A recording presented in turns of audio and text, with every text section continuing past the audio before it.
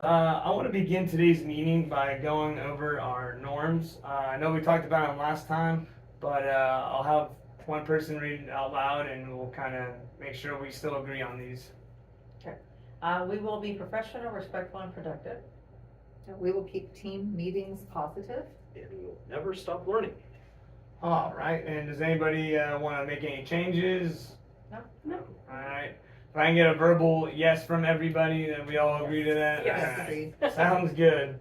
All right, so today's purpose of our meeting is to discuss our strategy to lower classroom disruptions.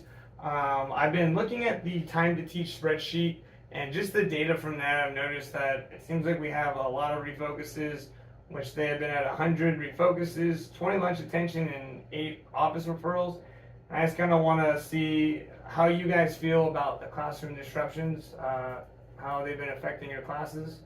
It's been a lot of repeat behaviors and just, same kids over and over in my class. Very much the same for me. Too many that are doing the same stuff daily. Mm-hmm. Yeah, because they know we start fresh every day, like every class period, they start fresh. So they just take advantage of that, chew gum, move chairs, whatever they think they can get away with. All right. So I know last time we kind of discussed John Hattie's from Visible Learning, his strategy of making phone calls home for positive classroom behaviors as well as negative classroom behaviors. And I think that's kind of the strategy I think we could go with to hopefully lower these classroom disruptions. Just by a little bit, and especially making those positive phone calls home. Parents want to know what their kids are up to. They want to be a part of their child's education, and sometimes they struggle with making those connections because they don't understand like the language of school. So I think by reaching out to them, it might benefit the students and how our classrooms are, going through when stopping the disruptions. So with that, I'm going to be using the time to teach spreadsheet to kind of monitor our progress with calling home for both negative and positive. I also really liked our SMART goal that we discussed last time, which was decreasing refocuses by 50% by December 12th, 2025. I think it's it kind of meets all the criteria of SMART, and we're just going to do that by making these phone calls home. Obviously, if a student gets anything, I'd say at a lunch attention or higher, we need to make sure we make a phone call home.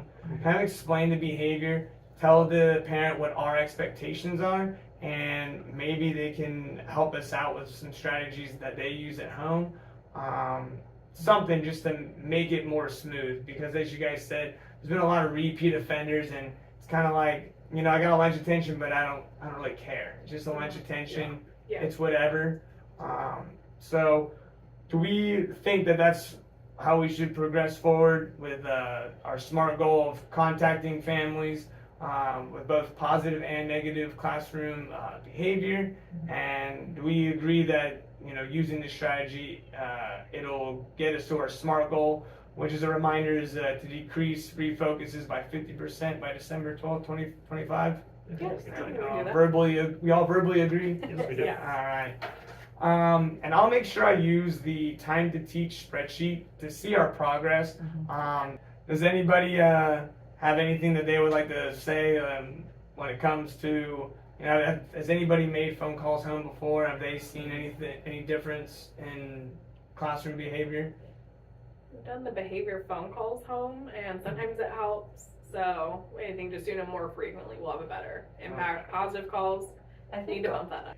So going forward, what we are going to do is we're going to be making positive phone calls home. Whenever we see a student doing something that we really want to praise, we'll make those negative phone calls when a kid or a student ends up getting anything lunch attention or higher.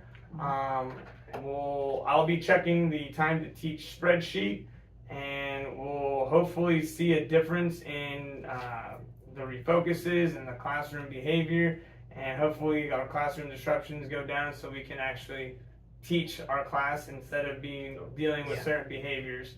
So